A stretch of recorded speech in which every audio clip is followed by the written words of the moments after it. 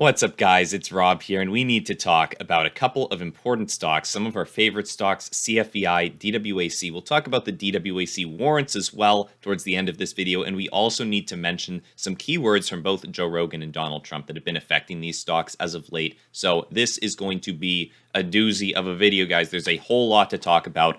And the first thing we're going to do is look at the CFVI chart because this actually depicts the situation pretty well, what's been going on. You can see we're up today, but over the past there has been quite a bit of volatility, both to the upside and more recently to the downside. Now, this is on some very interesting news. So if you guys aren't familiar with the whole Joe Rogan controversy, feel free to familiarize yourself with it outside of this video. We're not going to delve into exactly what's been going on with Joe Rogan, but we will say that he has been getting censored at Spotify to some extent. And so Rumble has put out this offer to him to fight alongside him and give him $100 million to join their platform. You can see this letter that they sent him.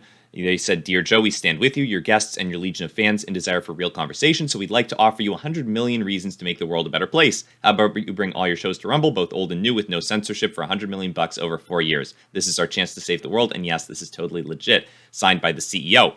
So that ended up pumping up Rumble stock, CFVI, on the day that it came out, and it got to pretty high highs of 1850, and it ended up sinking down on some more news that we're about to talk about. But before we do, I wanted to show you guys response from Odyssey, which is some random video streaming platform I've never heard of, but they actually sent out a letter as well, and it's a bit of a hilarious letter. It's a bit of a parody on Rumble's letter. They said, "Dear Joe, we stand with you, your guests, and your legions of fans in desire for real conversation, so we'd like to offer you 100 gazillion reasons to make the world a better place. How about you bring all your shows to Odyssey, both old and new, with no censorship, for 100 gazillion bucks over 4 years. This is our chance to save the world, and yes, this is totally legit and not just a marketing ploy for attention." So that's Odyssey's take on it, and you gotta show that because that is hilarious what they've done. But I think that Rumble's offer to Joe was a little bit more sincere than what Odyssey is offering him. So it was an overall comical thing that I just thought you guys might enjoy to see. But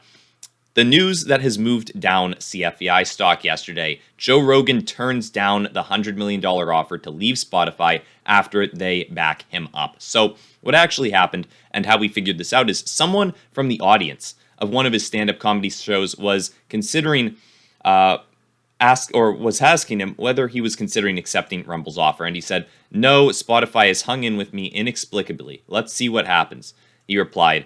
And that's the bad news that CFVI got. So CFVI was moving down on that when people really heard about it. CFVI moved down in a pretty big way, and DWAC didn't do too great that day either, right? They moved down as well. Now, speaking of DWAC, there is actually an input that Trump has had on this whole controversy, right? The Trump-Rogan controversy. Trump has weighed in on it. He has offered his support to Joe Rogan.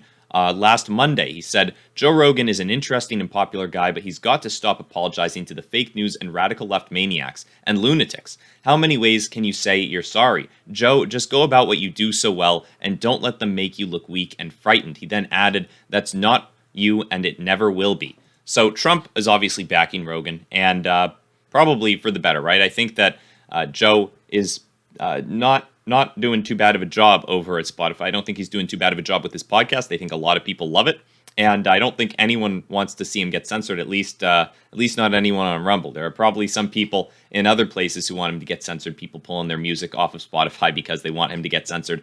But overall, I think that we should probably let Joe keep on going as he always has, because I am a big enjoyer of the Joe Rogan experience. So I'm definitely in favor of keeping Joe up. And it wouldn't be bad, in my opinion, if he moved to Rumble, but it looks like at the moment he is not actually considering doing that. He's going to stick with Spotify, and understandable. He already went through a big transition to YouTube, from YouTube to Spotify. He doesn't want to switch again, so that's understandable. Now, something that Rumble did tweet out, and that is some good news for Rumble, is that they said, "Pretty cool to take the #1 spot in the Google Play Store without even deep linking from our website yet." And you can see the picture right here where Rumble is the #1 top free video player and editor on the Google Play Store. So a ton of new people are downloading Rumble and hearing about Rumble for the first time, potentially because of this whole Joe Rogan controversy. A lot of Joe Rogan's fans may have been looking into Rumble because they heard that Joe might consider moving there. And, you know, if they hear about that and then look deeper into it, they might figure out that it's a pretty cool platform where they've been growing pretty rapidly. In fact, Rumble announced that it reached new highs in January of approximately 10.8 billion minutes watched, averaging 4,383 hours of uploaded video per day, posting 19% growth on monthly active users, and reaching 39 million monthly active users in January of 2022.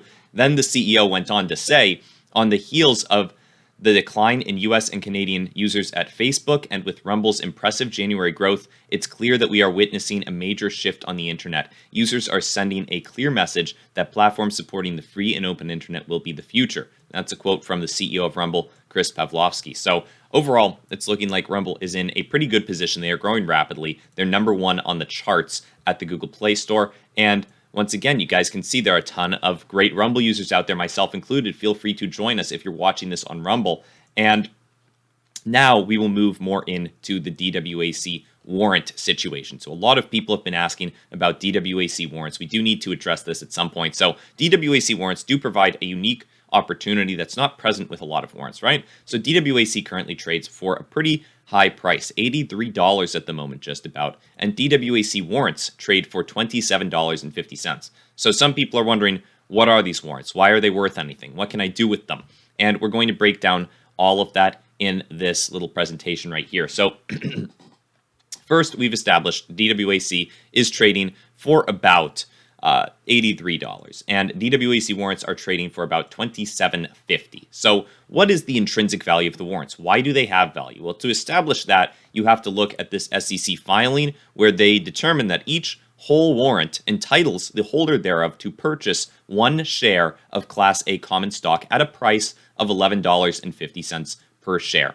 So an easy way to think about it is to think that each warrant is basically like a mini options contract. If you guys have ever traded options, think of the warrants as a miniature options contract. Basically, you buy the warrant, you pay the $27.50, and then you have the right to buy DWAC for $11.50 in the future, okay? And that time that you can buy DWAC will be 30 days after the business combination between DWAC and TMTG. So 30 days after DWAC becomes TMTG, these warrants become exercisable, right? That's what you need to keep in mind. So they're not exercisable instantly, so you can't exercise them today. But if you could, we're going to figure out the intrinsic value. And basically, this is just telling you how much money you would make buying the warrant if DWAC just sat flat, if it didn't move price-wise at all, if it just stayed at $83 until 30 days after they combined with TMTG, how much money would you make just buying the warrants, okay? So the warrants are currently trading for $27.50, DWAC for $83, and to figure out the intrinsic value of the warrants, we've got to do a little bit of math. We have DWAC warrants on one side, DWAC minus the price that you'll have to pay to buy them on the other. If you add that $11.50 to both sides, you come out with the $39 that it will cost you at the end of this entire trade if you exercise those warrants. You pay the $27.50. You add in the $11.50 that you'll have to pay afterwards to exercise them. That adds up to $39, all right? So you owe $39 at the end of all of this. And you have DWAC. You have one share of DWAC. Now, if the price stays at $83, then you would have made a pretty substantial profit. You would have made, in fact, a profit of $44 on that trade. Considering that you put in $39, that is a 113% profit on your money. So all in all, impressive stuff to consider there, right? If DWAC just sits flat, doesn't move at all, then you get a 113% profit on the money that you put in from buying the warrants. So there is some opportunity there. Now, there are also risks with the warrants. One, if DWAC moves below $39, then you're no longer in the green because it costs you $39 plus the cost of the warrant, or it costs you $11.50 plus the cost of the warrant, which adds up to $39 to get that share of DWAC. So if DWAC moves below that price, then you may as well just wait until then and buy the shares if they're cheap. And the second big risk, the risk that could have you potentially losing all of the money that you put into these warrants, is if DWAC moves below $11.50. That would actually mean you lose everything, because then the warrants would be worthless, because why do you want a warrant saying you can buy DWAC for $11.50 if it's trading below? You'd rather just buy it for whatever it's trading at the time, 10 bucks, whatever. So that's how the warrants work. That's the opportunity for the warrants. And they are a riskier investment, but potentially a more lucrative one. If DWAC stays the same and performs well over the future, then they're potentially more lucrative than just buying shares of DWAC. So there are some options for you out there for getting your hands on DWAC and TMTG. If you want the warrants instead, then they're a riskier play because you could lose everything if DWAC moves below 1150.